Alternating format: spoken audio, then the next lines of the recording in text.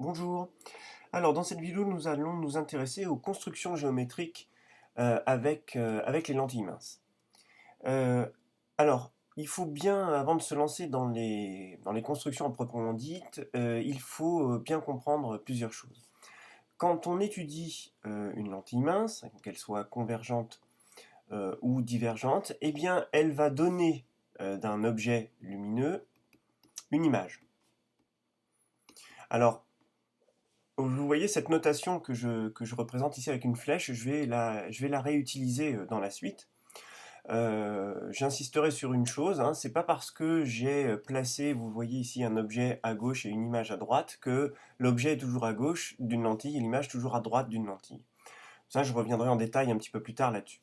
Donc un objet lumineux va donner à travers une lentille, hein, donc la lentille en fait sera ici, hein, à travers une lentille va donner une image. Cette image, elle pourra être projetée par exemple sur un écran ou elle pourra être vue directement par l'œil d'un observateur.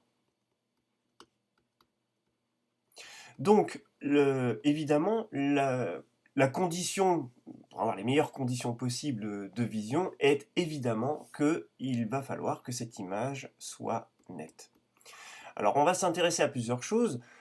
Où est située cette image? Est-ce qu'elle est à l'endroit? Est-ce qu'elle est à l'envers? Est-ce qu'elle est réelle? Est-ce qu'elle est virtuelle? Donc tout ça, on va pouvoir le déterminer rien qu'en réalisant des constructions géométriques.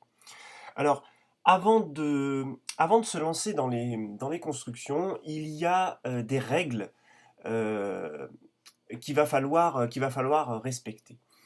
Euh, la première chose, c'est de dire que lorsque l'on va avoir une lentille, alors si je représente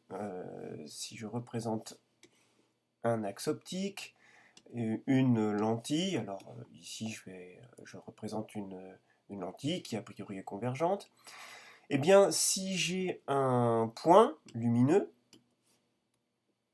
un point objet, hein, qui émet de la lumière, qui va émettre de la lumière dans toutes les directions, donc y compris évidemment vers la lentille. Ce point lumineux, je vais le noter le point A. Eh bien, à travers la lentille, ce point lumineux les rayons lumineux issus de ce point donc, vont traverser les lentilles, et on va partir du principe que à la sortie de la lentille, eh bien, ce point lumineux, les rayons, hein, vont se recroiser en un autre point. Ce point qu'on appellera donc le point image, que l'on pourra noter par exemple A'. Et on dira que l'objet ou le point objet A a pour image A' à travers la lentille, alors lentille L, hein, que je vais noter L, donc à travers la lentille L. Autrement dit, on va partir du principe que l'image d'un point, l'image d'un point est un point. Alors évidemment, si ce n'est pas le cas, si l'image d'un point n'est pas un point, mais imaginez un ensemble de points placés par exemple les uns à côté des autres, eh bien évidemment je n'aurai pas une image nette, j'aurai ce qu'on appelle une image floue. Donc on va partir du principe que dans nos constructions géométriques, les images que l'on va déterminer seront nettes. Autrement dit, et c'est ça qui est important, l'image d'un point est un point. Alors, l'image d'un point est un point, en réalité, en conditions réelles, c'est pas toujours évident, et je vais même vous dire un truc, c'est même très rarement le cas. Mais dans nos dessins, on fera en sorte que ce soit toujours le cas. Alors, il faut bien comprendre que les dessins que l'on va faire ne sont pas une représentation exacte de la réalité, hein. Je vous remets un petit... on en a déjà parlé dans les vidéos précédentes, mais je voudrais quand même que ce soit bien clair. En situation réelle, alors je vais représenter la réalité à gauche et puis le schéma à droite. La réalité à gauche, c'est par exemple une lentille convergente que je vais représenter comme ceci. Le schéma, je vous rappelle, hein, déjà là il y a une grosse différence, c'est que le schéma correspondant, cette lentille, je la représente uniquement par un trait. Vous voyez déjà, c'est plus tout à fait la même chose. Eh bien en fait, on va se rendre compte que pour que l'image en réalité, hein, dans le cas réel, donc la réalité est ici. Pardon, je reviens ici. Donc la réalité, elle est là. La réalité est donc ici le schéma. Eh bien, en fait, on se rend compte que pour que l'image d'un point soit un point, en réalité, hein, là je parle de la condition réelle, eh bien, en fait, il faut respecter ce qu'on appelle les conditions de Gauss. Les conditions de Gauss, je vais vous les réécrire, hein, je vais vous les renoter, mais ces conditions de Gauss disent que les rayons qui arrivent sur la lentille sont très peu inclinés par rapport à l'axe, donc évidemment, parallèle d'accord, très peu inclinés par rapport à l'axe, par exemple les rayons que je suis en train de représenter ici, donc très peu inclinés par rapport à l'axe, et en plus, ils arrivent près du centre optique, c'est-à-dire hein, près du centre de la lentille, donc dans une région que je entoure ici en rouge, hein, donc à peu près, en gros dans cette région-là. Donc dans cette région-là, effectivement, on pourra dire que l'image d'un point A, un point A pour image, A pour point image, un point A'. Ça veut dire que si je m'intéresse en réalité à des rayons qui sont éloignés du centre optique, que je représente ici en jaune, ou bien qui sont très inclinés par rapport à l'axe optique, et bien pour ces rayons jaunes, en réalité, dans la réalité, un point A n'aura pas une image, un point image A', mais une tache, autrement dit, on aura une image qui est floue. Donc vous voyez déjà que dans la réalité, le fait qu'un point ait pour image un autre point, ça ne correspond que pour ces rayons-là. Hein, c'est ce qu'on appelle, les conditions de Gauss. Hein, je vous les réécrirai, dans la suite. Hein, donc les conditions de Gauss. Alors que sur le schéma, en fait, sur le schéma, ce qu'il faut bien comprendre, c'est que ce schéma, le schéma que vous allez faire, hein, finalement, ne correspond qu'à finalement un zoom de ce que l'on peut observer dans cette zone-là. Hein. Donc, cette zone que j'ai entourée en rouge, eh bien, en fait, voilà, c'est ça ce qu'on va représenter en fait sur le schéma. Alors, sur les schémas que l'on va faire, les rayons que l'on va représenter dans cette zone, en fait, on pourra très bien les représenter arrivant, alors évidemment près de l'axe optique, mais même s'ils n'arrivent pas près du centre optique, on va pouvoir dessiner le prolongement de ces rayons lumineux, quel que soit le rayon que l'on va représenter. Donc vous voyez déjà là, il y a une petite différence entre la réalité et le schéma. Hein. Première grosse différence, la lentille déjà elle est représentée par un trait alors qu'en réalité c'est pas un trait. Et dans la réalité, les seuls rayons lumineux qui donneront des images nettes sont des rayons qui correspondent hein, et qui répondent aux conditions de Gauss, peu inclinés par rapport à l'axe optique et qui arrivent près du centre optique. Alors que sur les schémas, finalement, on pourra dessiner un petit peu, on pourra dessiner tous les rayons que l'on veut, l'image d'un point sera bien un point. Donc vous voyez, il faut bien faire la différence entre la réalité et ce que vous représentez sur le schéma. Bien, alors intéressons-nous maintenant aux constructions géométriques. Donc, je vous rappelle, on va partir du principe que tous les rayons que l'on représente respectent les conditions de Gauss. Donc, on partira donc du principe que l'image d'un point est un point. Alors, ça porte un nom. Quand l'image d'un point est un point, on dit qu'on est dans des conditions de stigmatisme rigoureux. Voilà, donc dans tous les schémas que l'on va faire, on va partir qu'on est dans des conditions de stigmatisme rigoureux, autrement dit, l'image d'un point est un point. Première chose, et puis on va partir aussi d'une hypothèse qu'on appelle l'aplanétisme. Alors qu'est-ce que c'est que ce truc-là? Aplanétisme. Donc, pardon, l'aplanétisme, c'est tout simplement si un objet AB est perpendiculaire à l'axe optique, eh bien cet objet AB va donner une image, que je vais noter A'B', qui elle aussi sera perpendiculaire à l'axe optique. Voilà. Donc voilà les deux conditions que l'on va utiliser pour réaliser nos constructions. Alors à partir de là, on peut commencer. Alors je vous propose de commencer par une lentille convergente, qui est représentée ici, et je vais m'intéresser donc à un objet AB. Alors objet AB, en général, on va partir du principe que alors l'objet AB donc, sera situé devant la lentille. En général, bon, c'est toujours ces notations-là qui sont employées, même si on a le droit de faire autrement, hein. Mais en général, on va placer toujours l'extrémité de l'objet sur l'axe. Le point que l'on place sur l'axe, c'est très souvent, on le note, le point A, et puis le point le plus haut de l'objet, que je vais représenter ici, eh bien, on l'appelle le point B. Voilà.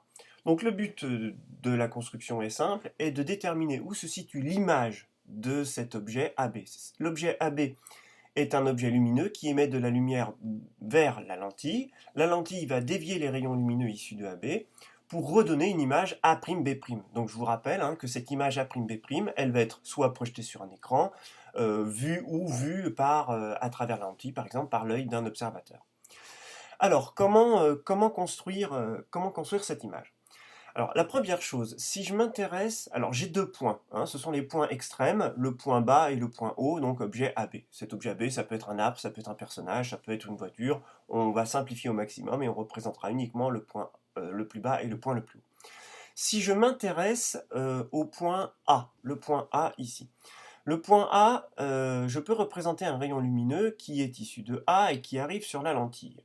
Alors, vous voyez ici, je peux dessiner un rayon particulier qui passerait par le centre de la lentille. Et je sais forcément que ce rayon n'est pas dévié. Donc je peux très bien dessiner ce rayon lumineux et qui continue son chemin ici sur l'axe optique.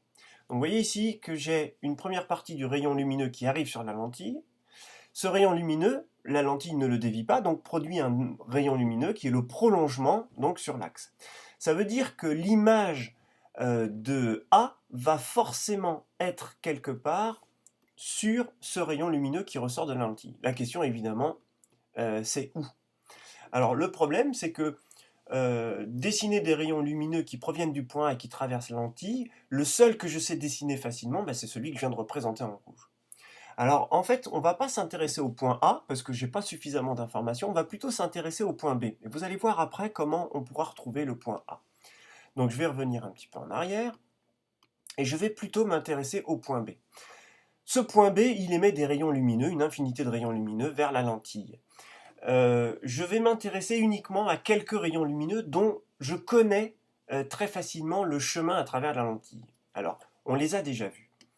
Par exemple, si je représente un rayon lumineux qui part de B et qui passe par le centre de la lentille, eh bien vous savez que ce rayon lumineux n'est pas dévié. Donc forcément, vous voyez que je peux très bien tout de suite représenter ce rayon lumineux. Le rayon lumineux vient de B, passe à travers le centre de la lentille et n'est pas dévié.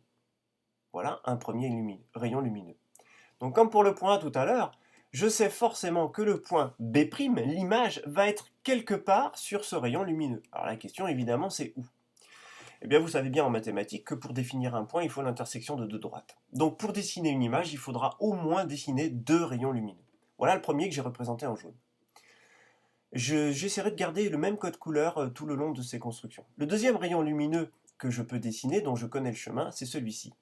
Il part évidemment du point B, et il a pour particularité, dessiner avec un trait, ce sera plus simple, il a pour particularité d'être parallèle à l'axe optique.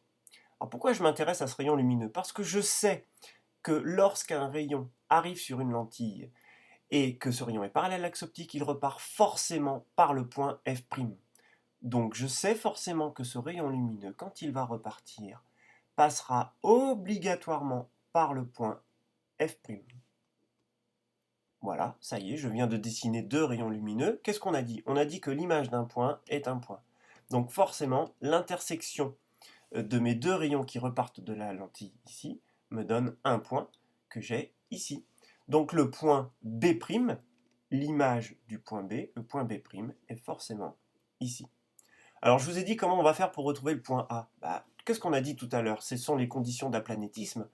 Un objet qui est perpendiculaire à l'axe optique va donner une image perpendiculaire à l'axe optique. Donc forcément, comme je sais que le point A' est sur l'axe, eh bien forcément, je sais que le point A' est ici. Voilà, ça y est, je viens de déterminer l'image A'B' de l'objet AB. On aurait très bien pu dessiner un troisième rayon. On va le faire, 2 rayons suffisent, hein, mais on va voir le maximum de possibilités. On aurait pu dessiner un troisième rayon lumineux évidemment qui part du point B, mais qui cette fois-ci a pour propriété de passer par F. Alors ça on a déjà vu aussi, vous savez qu'un rayon lumineux qui passe par F a pour propriété de repartir obligatoirement parallèle à l'axe optique. Donc si je dessine le rayon qui est parallèle à l'axe optique, alors je vois pas très bien, mais ça doit être à peu près celui-ci. Alors évidemment mon dessin il n'est pas forcément hyper correct, vous allez le faire avec une règle et un équerre, vous aurez quelque chose de beaucoup plus précis. Mais voyez que ce rayon qui repart parallèle à l'axe optique, eh bien, passe aussi par le point B'. Donc tous les rayons issus de B passent par le point B'. On est bien dans les conditions de stigmatisme rigoureux, l'image d'un point est un point. Donc vous voyez que dans le cas de cette lentille convergente, eh bien, l'image que l'on obtient, l'image A'B', qu'est-ce qu'on peut dire de l'image A'B'? Eh bien, c'est une image réelle. Elle correspond aux définitions d'une image réelle, c'est-à-dire que si on place un écran ici sur cette position-là, on va pouvoir projeter cette image sur un écran. Et ça, c'est la caractéristique d'une image qui est réelle. Alors, elle est réelle, mais vous voyez, il y a une petite différence, c'est qu'elle est renversée par rapport à l'objet. Alors après, elle est plus petite ou plus grande. Bon bah là, peut-être que je me suis placé dans une condition particulière où elle est à peu près de la même taille, mais elle pourra être plus petite ou elle pourra être plus grande. Donc ça, ce sera à vous de mesurer après sur vos schémas. Donc vous voyez, il n'y a eu aucun calcul ici, et on a réussi à tracer, on a la position d'une image, on a sa taille, et on a son aspect, est-ce qu'elle est réelle? Ici, elle est évidemment réelle, puisqu'elle est projetable sur un écran. Voilà une première construction.